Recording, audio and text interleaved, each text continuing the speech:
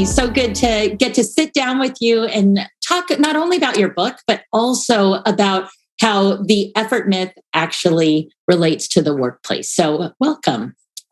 Thank you very much. It's great to see you, Eileen. Good to see you always. So Sherri, I have been dying to have this conversation with you because you wrote a book that was geared towards parents. That was and educators, and that's where that was supposed to land. And all of a sudden, everybody's coming to you, crawling out of the woodwork saying, wait a second, we need this in the workplace.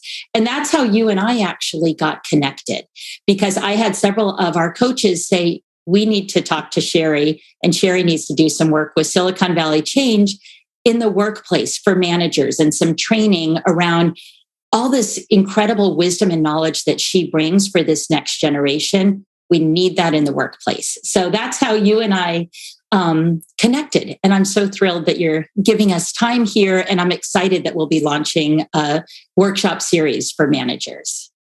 Thank you. I think it's really exciting too. And you're right.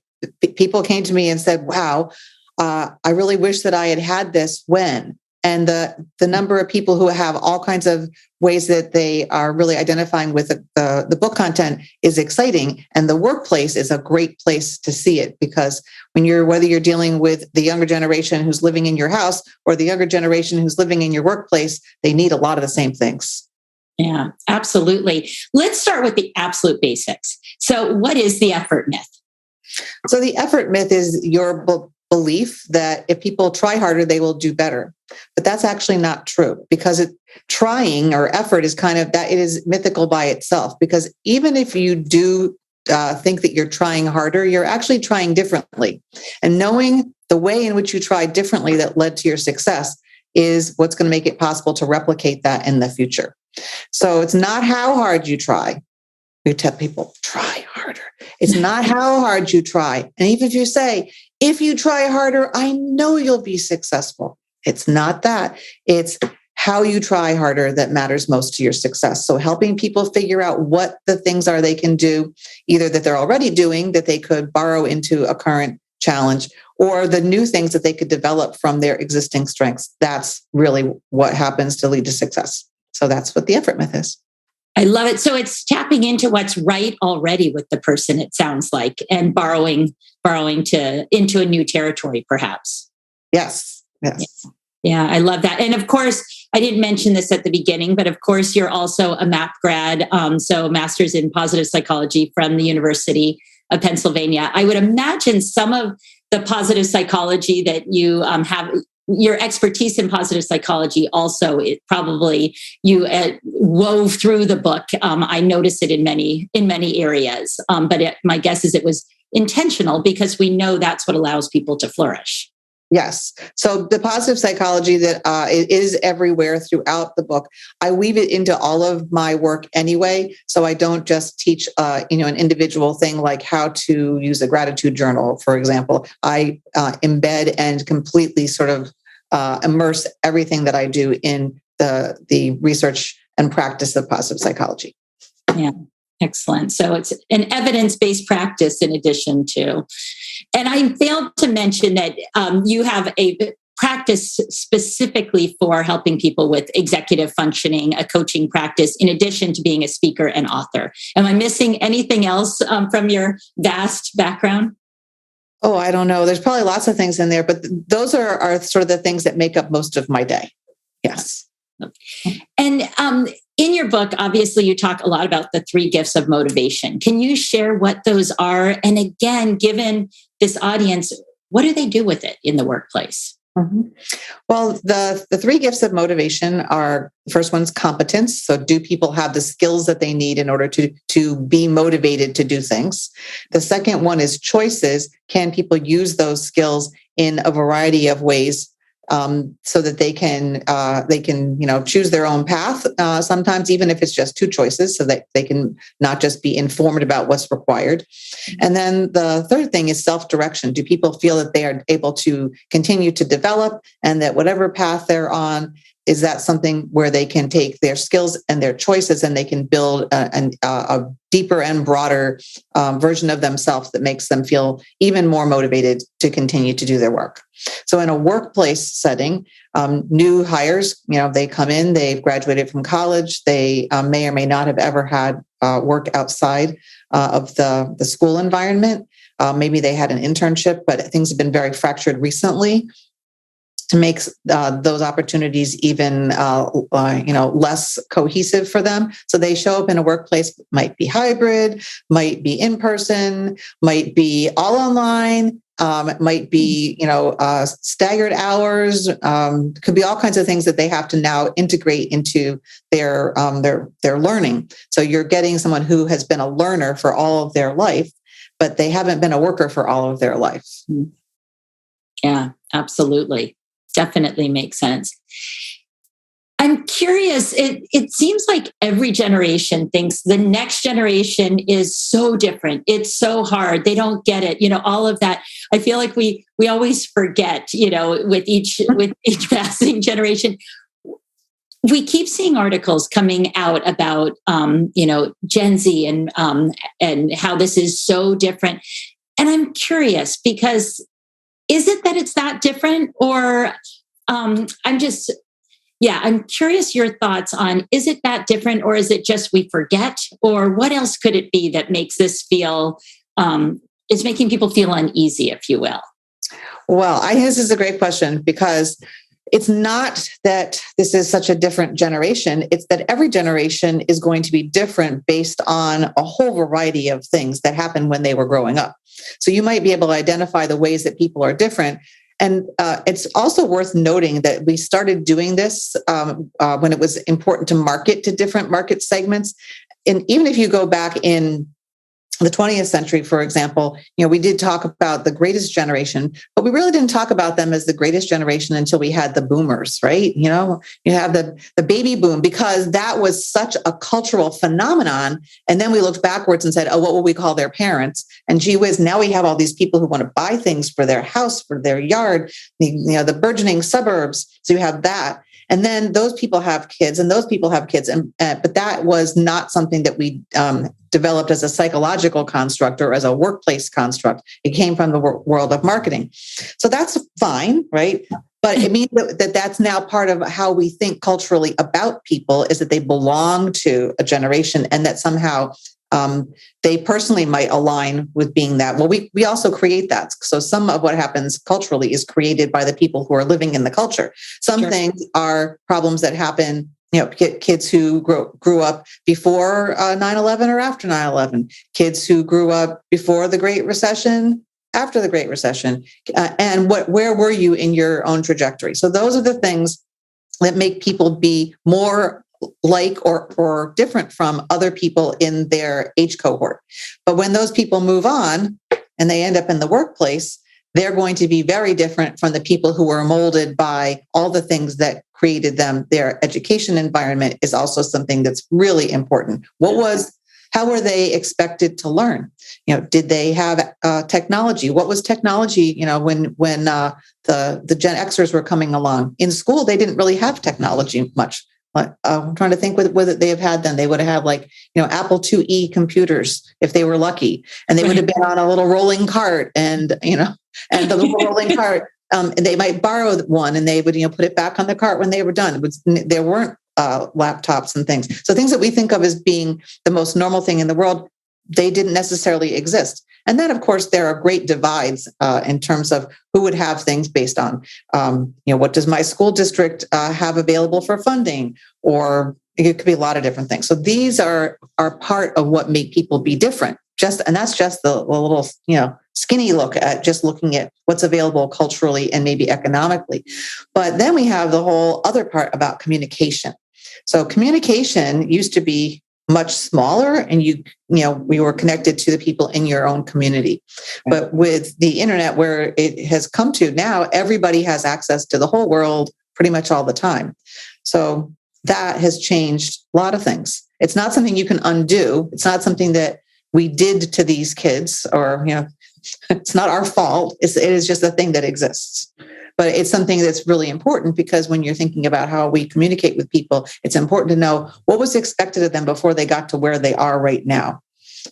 Yeah, absolutely. No, so you just think everything that you just outlined, there are so many changes, so many differences. And that is true with each generation. There's so many differences in how we grow up, how we learn. And then, and you're right, just with social media, with media in general, the internet, people get things in lightning speed and it spreads. So it's so much more public, some of the thoughts and feelings too. And then there's probably the contagion too of this is happening. And then all of a sudden people think, whether if it's something around, this is a tough generation to manage, all of a sudden that spreads like wildfire versus before. Yeah, absolutely. Right. That's a really good observation too, that, if it's something negative, it's very easy to put that out there. And then that's the thing that becomes viral instead of looking at this generation and saying, wow, what are they bringing to us that is new and cool and innovative? Or what do they have in common that's so valuable to society that she is in the workplace? Think what we can do if we can help to leverage that. And it's how you look at it. I have what I think is the great luxury of watching people grow up in every generation over and over and over.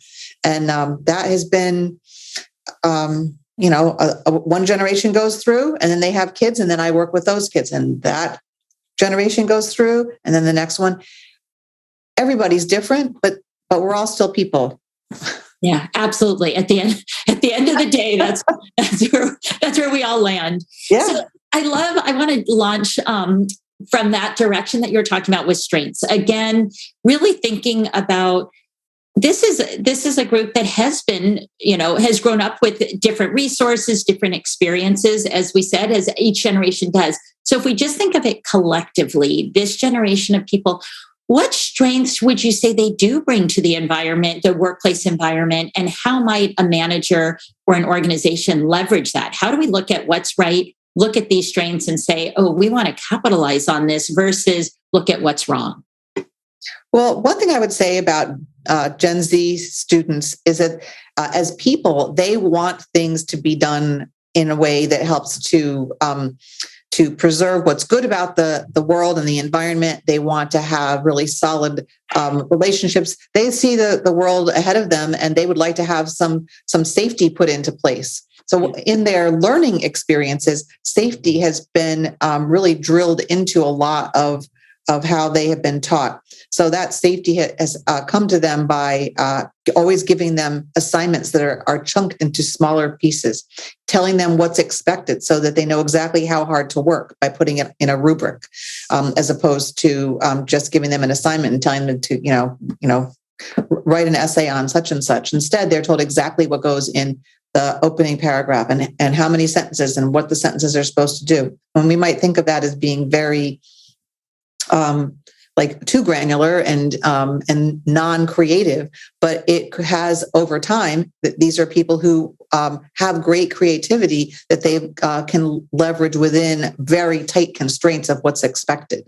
So that is a strength in a workplace because you do have tight constraints about what needs to happen. And if you are really explicit about what those constraints are and where you want that creativity to be able to land and expand, then you can really you can connect really well with these kids because they don't want to they want to be successful and they want to be able to do things with their own spin. So individualization of consumer products, that's something that they've totally grown up with, but they also have their own way of thinking about like being an individual. But that's, again, something you can provide a structure for. You say, here's what we expect.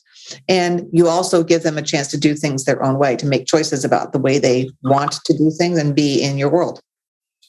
Yeah, that definitely makes sense. What I'm hearing is there is that absolute need to be clear and direct and to give bandwidth for them to make it their own and to have that creativity. That's going to engage the interest and the passion too from the individual, but being clear on what do we expect. And I have to say that, yes, for the next generation, that's important. But also, when I'm working with senior leaders, that's what they want too. They want some clarity on direction. They are strategic thinkers. They are thinking out of the box, and they also want clarity. I think as humans, that makes us feel safe to an extent. Yes. And I think safety is something that's very important to this generation. And if you think about, I don't know, I'm trying to pick a different generation. So during, I don't know, the Gen Xers, for example, they came up in the 70s and early 80s. And for them, safety, you could still like go out in your neighborhood and come back at dinner or something. Like they weren't looking for safety in the same way. Safety is something, school shootings. Think about just like the events that happen outside of your control.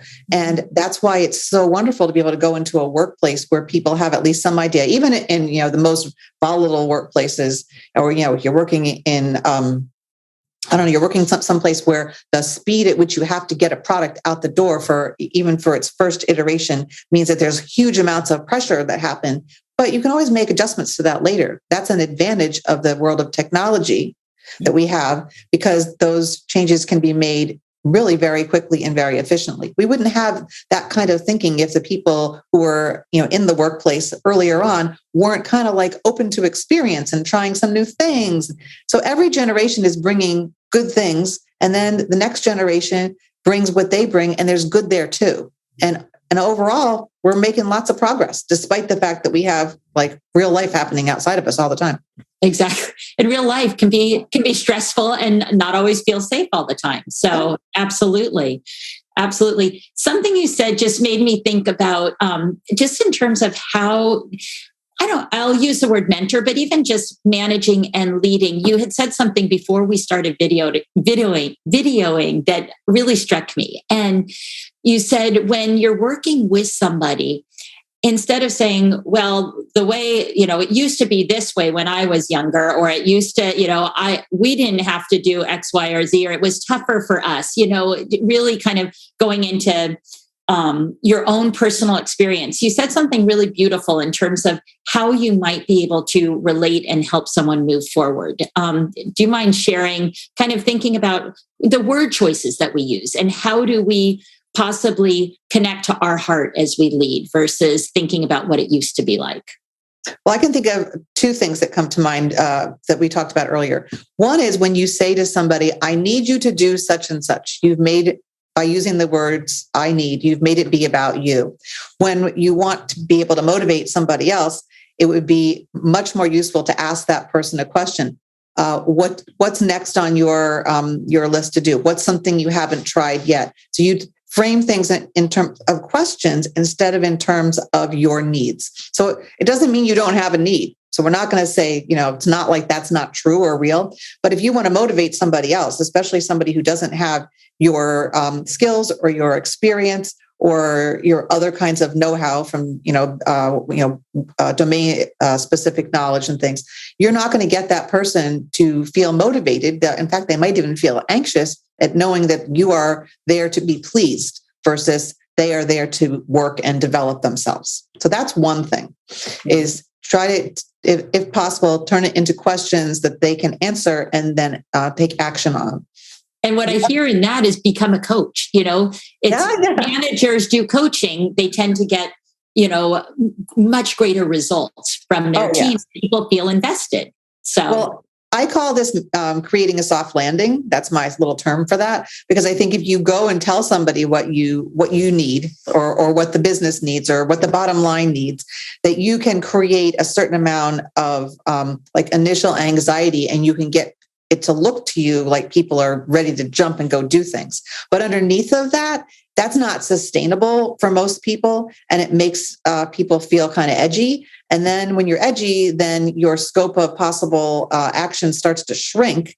And once it starts to shrink, then you either make mistakes or you don't take action when you otherwise might be. So that's one thing. But the other thing we talked about is how important it can be to know where your new hire has been successful in other places. So say they come to you, because you have access to their their resume, and maybe it says that they were on a championship team of some kind, like a championship lacrosse team when they were in college, you can know how to ask questions based on things that aren't specifically related to work. For example, you could say, what was it like when you had a really challenging practice? Or what was it like when you lost a game? You can find out what people did, because if you were on a championship team, you had to have some strategies. Those strategies can be borrowed into your workplace setting.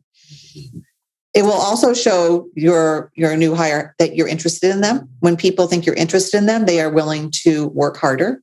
They're willing to take risks they might not take otherwise. And they get a better sense that you care about them. So that relationship building means everything is just more stable. So they might come to you with problems that they might otherwise not come to you with. That's really important. You want them to be able to say, hey, I'm struggling with such and such. And that opens up the opportunity for you to use your coaching skills. Absolutely. Absolutely. And you're so right. When we think about what's important, and to quote Chris Peterson, other people matter, right? And that is what's important. And when you can show that you care and build that really strong relationship, and not show that you care kind of on a surface level, but take time to get to know the people who you're working with. And that's true whether you're managing up, down, or sideways. Relationships matter.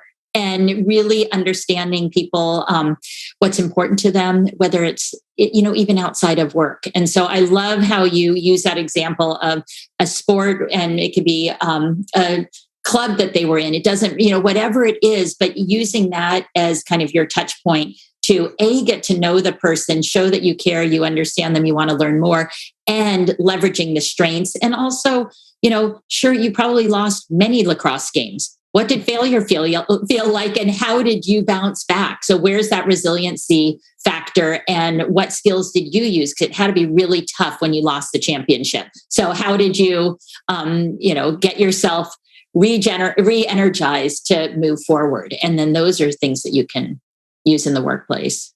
And I love what you just said there. Like, how did you, you must have, failed, or you must have lost some games. But the important thing is that you reframe that as the things that the person did to be able to bounce back successfully. And that you will show the person how much you are focused on what they can do well, instead of be focusing on the fact that they're not measuring up. It is the worst to feel like you go to work every day to be measured and you're not going to do well. So some of the kids who are going to, go on to be our next generation workers here, they have had the experience because they perhaps they have a learning disability or attention difficulties or executive function difficulties. They have the experience of feeling like they're measured all the time because we have what's called standards-based education, and that has been in place for many years now, since the George W. Bush administration, when we put No Child Left Behind into place, that meant everything had to be measured. And so some kids are very, very sensitive to that. Other people like to know that that's where those boundaries are that we were talking about before.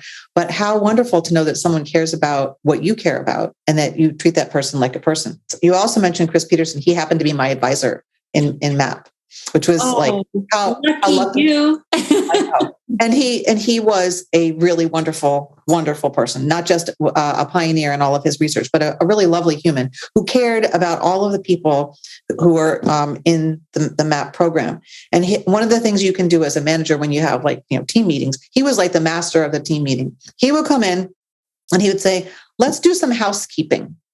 And housekeeping was his word for it's okay for everybody to feel safe here. And so psychological safety in the workplace, so important. Chris Peterson modeled that for people in the MAP program by making it okay to share how you felt about things and to affirm the importance of having your feelings and to not criticize people for having feelings and to help people work through what those things were. So understanding we come from different places, we have different ideas and different backgrounds is there's joy in that. So it felt very nice. He was the only person who did that. So imagine if you are the manager who makes it possible to do housekeeping, which is a nice way of thinking about, keeping your emotional house feeling like a safe and, wonderful, supportive place. Yeah. Well, and when you think about it, that's when people can do their best work. Much of what you're talking about, two huge things that I'm going to say three things that really kind of are amplified in what you're saying through this conversation is one, how do you notice the strengths and capitalize on them and help the employee capitalize on them? Relationships are so important. Get to know the employee and be able to develop a safe, comfortable relationship so that they can move forward. But the other thing that we really haven't talked a ton about, but it goes back a little bit to probably the executive functioning that you're talking about. It's helping people move from their emotional brain to being able to move into the prefrontal cortex, the thinking brain. Because when we are operating all the time on anxiety and feeling like we're never measuring up, we're never doing good enough, we stay in that emotional brain. And the more people try to push us to move forward, thinking they're helping, it gets the brain even going, is spiraling even more. And so what I hear you saying is helping people to be able to exhale, relax, settle in, know how to manage their workflow, give them those kind of guide rails, and so that they can move forward ultimately on their own. So I'm curious, but that's one thing that I keep hearing. I'm like moving, I guess, leaning into the emotional brain and then helping them start to use different pieces of the brain so that they're not constantly operating on high angst.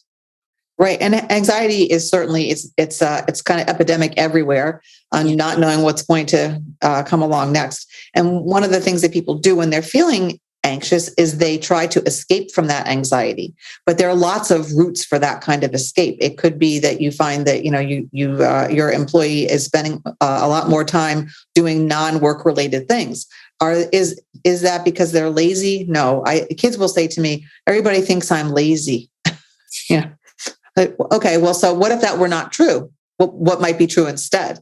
So I think it's worth considering what else might be true, because the thing you want to be able to get to is a better use of some strategic thinking. Even though you might have like your tactical people in your workforce, those people need to be able to be strategic about the way they use their time or their energy or their focus. So sometimes we have tools in place. You have your calendar that has all the places where you have meetings all day long to figure all that out. And you also have to get your work done. But some of that is strategic thinking, and also helping people learn, which they might not know, even though you think they might have figured it out because they were in school for all those years before they came to you. They might not really know how long it takes to do things. So one of the things I have people do is estimate and then set a timer and see how long it takes to do something. Sometimes people are much more focused if they think that whatever they need to do next, they can do, for 10 minutes. A thing that's not necessarily helpful is saying that everybody should use the Pomodoro technique, 25 minutes on, 5 minutes off. Things like that are not necessarily helpful to everybody. So helping people figure out when are they most productive? Some people are incredibly productive when it's silent. So is there a place where they can work in silence? Is there somebody who really needs to be in the presence of other people when they're working, and they kind of like having a wingman, like they really need to have somebody who is just present in case they have a question, or sometimes it's just because other people are working and they look up and they're like, oh, that person's working and they work too. So these are little things that are not weaknesses. These are preferences that lead to greater productivity. And that's something that everybody can get behind and feel happy about. Absolutely. Really taking the time to learn somebody's work style and what allows them to thrive, regardless. And thinking about your own, work style and what allows you to thrive too. So I think oftentimes as managers, we don't stop to think, wait, what do I need? We're busy looking at everybody else. But as you're looking at your team and helping them kind of identify what's your learning style and how can you thrive, you might want to also look in the mirror and think, am I leveraging my own strengths and my own needs and being able to thrive? I have a question. I know we've talked a little bit about this before being on video. What are some things that managers might be telling themselves about this generation that they want to kind of either fact check or maybe create a new story? We always, as coaches, we always talk about the stories we tell ourselves and then we live that story. And so, what might need some story edits, would you say? Well, the first thing that comes to mind is that they're very thin-skinned. So, and they lack resilience as a result. I would say that is not a helpful way to think about them. So anytime you judge somebody, they ought to be able to do something or the other way of thinking about them, maybe they just can't do such and such. You pretty much sort of set up that person for failure. And so I think that is something that any manager looking at this, either generalizing an entire generation or even looking at maybe the most recent crop of new hires, I think that is something you want to be listening for. So I call that background noise. Those are the underlying thoughts that you have that are in the background all the time, and you can kind of fact check yourself if you hear yourself saying they ought to, they should, any sort of judger language. That's when you want to say to yourself, well, what else is also true? How else can I state this? Try to be focusing on a behavior as opposed to something bigger and broader that they ought to or whatever. So could you say, this person is what had this to do, and this is what was accomplished. And sometimes you need somebody else to help you sift through what else might be possible for the person who's not doing what you want. Sure. And other times, you're right that they didn't do something, but the underlying reasons could be things that you never, ever thought of. And it's very wonderful and kind of, very relieving to discover what a problem is. It's like getting a diagnosis for something, it can sometimes be all you really needed because you wanted an explanation, and that makes it possible for you to take next steps. So I'm not talking about having a diagnosis that's like a medical diagnosis or a psychiatric diagnosis. I'm talking about just like diagnosing a difficulty. So-and-so struggled. There are so many ways you can make something possible for people just by identifying just one place where there's maybe a small barrier of some kind, just a little obstacle, but being able to identify that can change everything. Yeah. Oh, I love this. You've given so many ideas for how to help this next generation, Gen Z, flourish in the workplace. And we didn't talk at all about this, but I'm going to ask you one quick question. What's in it for the manager? What's in it for the organization to really take the time to care about this? Well, there are a lot of things that are in there, but one of the things that kind of, I think, like joy at work, you'd be so amazed at how much more joy you as a manager can have at work. You're like, I can't have any joy at work. Yeah, you really can, because you will create a more collegial atmosphere by doing this. You will have people who will think that you are the best thing ever. You're like, you are the best boss ever because you care about what they think, because you make space for them to thrive. You have sort of like the right amount of guardrails on what it is you want them to do. You make space for individual creativity. These are things that you can do that will make your workplace a much more wonderful place for you. It's so lovely when you get to have that as the boss, instead of being, that kind of boss. Absolutely. Well, and I also think it is a ripple effect too, in terms of, we think about this great resignation right now and people leaving, as well as people coming in, but there's a lot of leaving. And so how nice to retain people, because they do feel joyous at work. They do feel heard, understood, and that their strengths are being tapped so that they can have real impact. And it really could impact the bottom line and retention as well.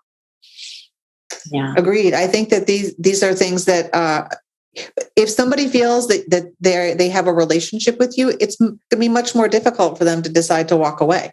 Exactly. If they think you don't care, then it's a lot easier. Nobody will miss me when I'm gone, Absolutely. All right. One final thought. Let's see. If our listeners were to take one thing away, what would you feel like might be that one most important first step to becoming the best manager possible for this next generation? Well, one of my favorite rules is like if you're going to take one little thing is ask, don't tell. So whenever you are in a situation where you are feeling, frustrated or maybe even exasperated, the most natural thing to do when you're feeling that, which is underlying, the basic word for that is anger. When you're feeling that, it can also make you feel worried, and your go-to behavior is going to be something that could be, maybe even a little bit combative. Even if you're having that combat in your head, it's going to make it harder for you to be open. But when you start asking questions because you're curious, that level of curiosity is going to expand the possible scope of action. You're going to find out what your person can do. So ask, don't tell, whenever possible. And those asking questions are not things like, what were you thinking? They are tone matters. Those asking questions are, say more about that. What were you thinking? And that could open up so much information to you. So remember that when you think you're being, really nice to someone, you're also being strategic. The way to gain strategic information is to open up relationships. So ask, don't tell. Oh, I love that. I love that. And I always say that that first sentence will either open up dialogue or shut it down. So being really mindful. Thank you so much, Sherri. It has been a pleasure getting to spend this time with you. I'm excited to start to take your wisdom and everything that you have in your book, The Effort Myth, and apply that to the workplace. It's invaluable. So thank you for your decades of education, experience, and wisdom. Well, this was delightful. Thanks for inviting me to have a chat with you. I really enjoyed it. Thank you. Until next time.